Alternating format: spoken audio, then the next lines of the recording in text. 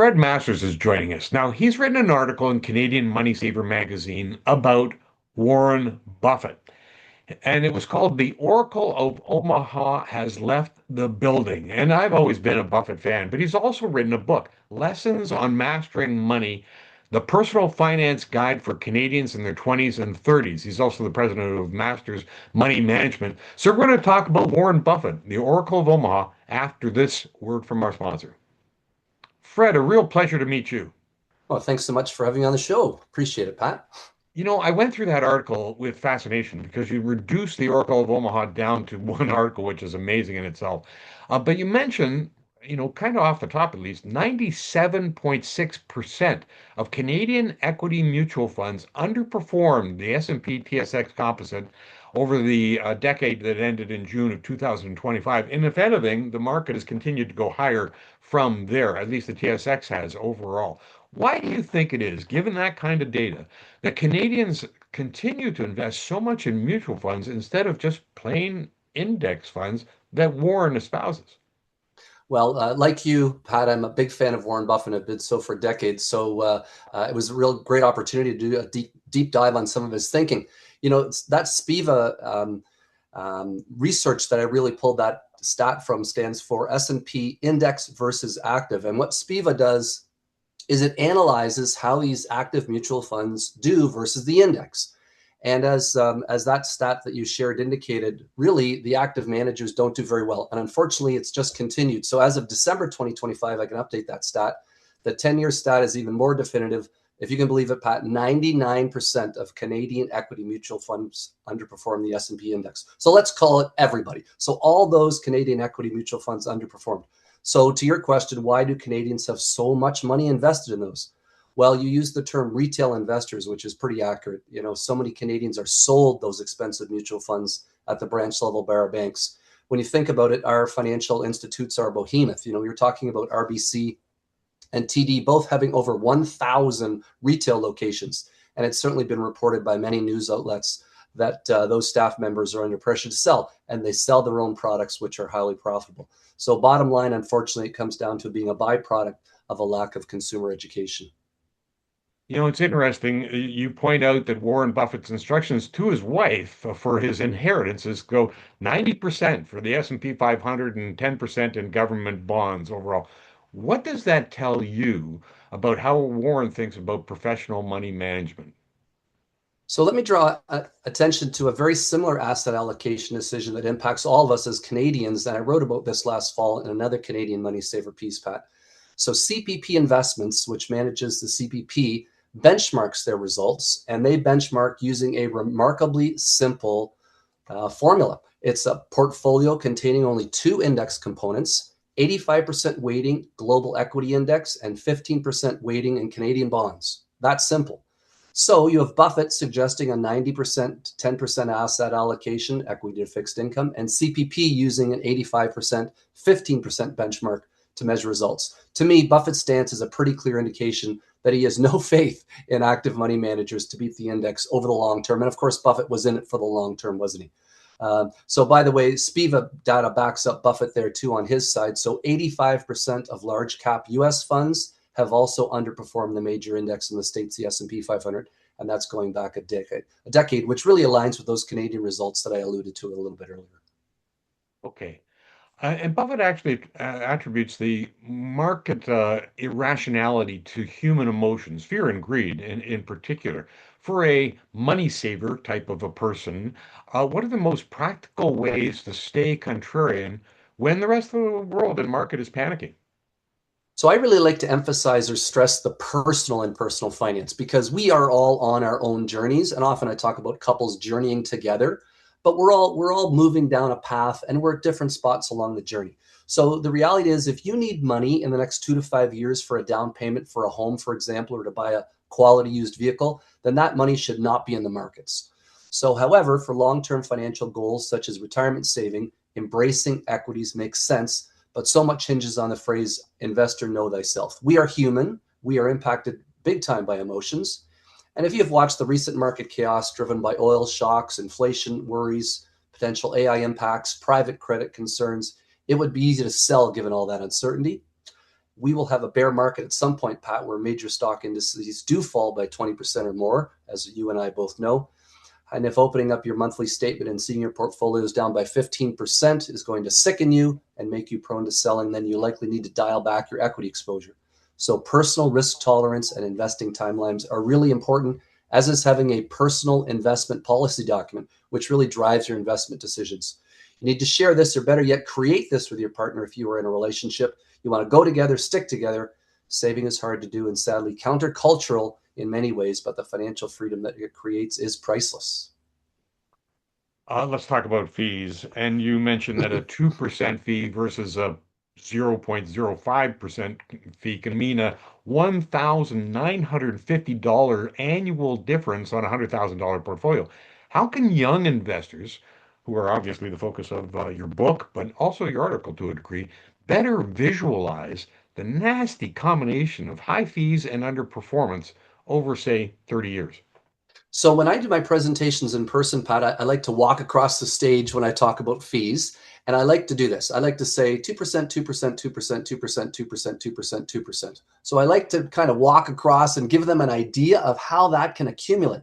And the reality is, if you lose 2% on an annual basis over 3 decades, you likely have had your portfolio shrunk by 1/3. Which means, in terms of personally, that you're either going to have a lot longer that you're going to have to save for retirement, or you're going to have a lot less money going into retirement. So it's really a wake-up call. The thing I like about fees is we can control them, right? There's so much about personal finance we can't control. I can't control what the Bank of Canada might do next month or later this year with rates, but I can control my fees. So I always encourage folks to be fee cognizant, and keeping fees low really, really matters. I love Warren Buffett for some of the quotes that he gave. He gave out in an interview on TV, I think it was, and he said, "You have an advantage Carnegie and Rockefeller never had. You can rearrange your entire business empire at a moment's notice with practically no cost." And he said that most people turn that advantage into a disadvantage because there's a natural urge to react, is my interpretation of that. If a legendary investor like Warren Buffett admits he has no crystal ball for the short-term market, why is the temptation to practice market timing so prevalent among individual and even institutional investors? Yes, for sure. So I really think this is news cycle related, and it's also investor anxiety that can create it. So I started investing back in the early 90s, and I've witnessed in my time 3 major market crashes. So the dot-com bust at the start of this century, the financial crisis in 08, 09, and the COVID crash in 2020. So looking back, you and I know these were great buying opportunities. At the time, they were great sources of fear, but they were incredible buying opportunities. There's one high-profile investing expert who has been warning about a major market crash for many years now. I've heard him speak on many occasions, and he is able to rattle off all kinds of reasons to be worried about the stock market. He is a perma-bear. But the reality is that the TSX S&P Composite, Pat, has averaged about 5% over the last 5 years as of the end of March, despite all the financial uncertainties over those last 5 years. So there's something I like to talk about in my sessions, and that's the rule of 72. So if you take 72 and you divide it by that 15% annual return, that's going to lead to a result of your money doubling about every 5 years. So if you were fearful and you just sat in cash over these last 5 years, so in terms of your long-term investing goals, if you panicked and just said, I'm just going to hold on here and not do anything, you missed out on doubling your money over those last 5 years. So that was an expensive error, to be sure. Wow, no kidding.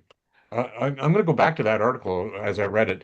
And you suggested that Canadians should monitor their asset mix, especially after strong markets like we've seen in 2025, for instance.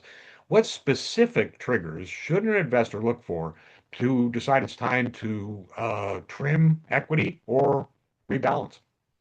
So I'm fortunate to sit on an organization that oversees some investments for a group. And so we make all of our decisions through the lens of an investment policy document, which drives our decisions. So I would encourage folks to have a personal investment policy document also. So I'll give you an example. Let's say we've got 2 young couples, so we'll call them couple A and couple B. All 4 of the folks have no corporate pensions, and they're going to use their RSPs to save for retirement. So let's look at couple A. They contribute cash on a monthly basis and invest in low-cost asset allocation ETFs, or they use a robo-advisor such as Justwealth with a 70-30 equity fixed income split. Since those wonderful products auto rebalance back to target weightings, this couple won't have to monitor their asset mix at all. So let's look at couple B now. So they do all those same things, but instead of using a robo or using an asset allocation ETF, they use two individual ETF products. So a global equity product and a bond product. In other words, what's going to happen is their asset allocation percentages are going to change just because that's what happens over time. So given the recent bond market weakness and strong equity results, couple B might be looking at a personal asset mix that has drifted way beyond their 70-30. They might be looking at an 85-15 asset allocation now. So there's risk there, right? Because all of a sudden their equity weighting has drifted well above where they want it to be. So a simple strategy I like to encourage folks to do is to revisit their results each quarter and rebalance once weightings drift over 5% out of target weightings. That to me seems like a prudent strategy. And given that the account is tax sheltered, the RSPs, taking profits would not create any tax consequences too, which is another positive. Yeah. Yeah, it's a good idea to do that, but it's a lot of work. Even once a quarter is a lot of work. Let's go back to Warren Buffett. He's 95 years old. He gives up his role as the chief executive officer at Berkshire Hathaway. And how do you expect Greg Abel, who's taking over his role, uh, is it going to be a new era for Berkshire Hathaway? Well, Canadian Greg Abel too, eh? Isn't that great Is news? he? Yes. Oh, I didn't So know that. that's yeah. So he's a Canadian. So we've had a little glimpse into Greg's thinking because he wrote his first annual letter to shareholders, and it came out last month. So he certainly is messaging steady as she goes. There's no radical shift here in terms of his leadership style. He signaled, for example, that he is in no rush to deploy the massive cash fortress that Buffett always liked to sit on. Didn't Buffett always like to keep some dry powder, eh? So Berkshire Hathaway is sitting on almost 400 billion in cash and just obviously patiently waiting for an opportunity to deploy. He's also signaled that he has no plans to begin paying a cash dividend. Again, that's considering he's sitting on 400 billion in cash. Buffett was of the same mindset. And as Buffett did in the past, he's going to start his share buybacks once again. He's also signaling that the company's culture and values would continue to drive decision-making and that he is personally planning on sticking around for a couple of decades, despite his current age of 63. So it sounds like he'll be there in that seat for a long, long time, as Buffett was. So in really many ways, Pat, it's business as usual at Berkshire Hathaway under Greg. Wow. Fred, I was negligent off the top. I forgot to mention that you also are I think you're a retired educator. Right. How do you incorporate the Buffett philosophy, his commitment to lifelong learning, into your own teachings in financial wellness for, I guess, university students? Yeah, and I've been doing a lot of corporate events lately, Pat, too, because I think what's happening is people and culture experts are seeing the money angst amongst their staff, and they know that you've got staff who are checking interest rate changes during the day on their phones to try to figure out what they're looking at for a mortgage renewal. So lots of anxiety in that space too. So money worries continue to be the top source of stress for Canadians. That's been the way for many, many years now. It's across all ages and across all demographics. Ranks higher, Pat, than health concerns, relationship worries, or even work-related stress. So money angst is really ground zero for us from coast to coast to coast in terms of what keeps us up at night. So much of this can be traced back to a lack of personal finance taught in schools. So my goal in my financial wellness presentations, whether it's in a school setting in the corporate world, is to basically equip attendees with the personal finance fundamentals that will allow them to take better control of their financial lives. To sit at the table and understand the vernacular and not be overwhelmed, to me, is powerful. And we've got so many folks that just don't understand the terminology. They're so overwhelmed. And in some cases, they have delegated. So there's nothing wrong with this, right? We delegate lots of things in our life. But if you've delegated your financial life to someone else, it could be a spouse, a partner, or even a financial advisor, I would encourage you to still be at the table. You've got to know enough to be at the table. So my sessions are really designed to allow folks to sit at the table and feel comfortable. So one of the hats that I wear is that of a licensed mortgage agent. And I had a recent conversation with a young couple who are looking at a mortgage renewal coming up later this spring. So much of that conversation was about teaching, for example, how the interest rate attached to a variable rate mortgage is impacted by the Bank of Canada's interest rate moves, which are dictated by inflation outlooks in the economy. As I often share, I'm still doing what I love, which is helping others on their personal finance journey. I just don't have to do any marketing, Pat, and I don't do any report cards anymore. So it puts me in a really good spot. No kidding. I just want to go back to your book too.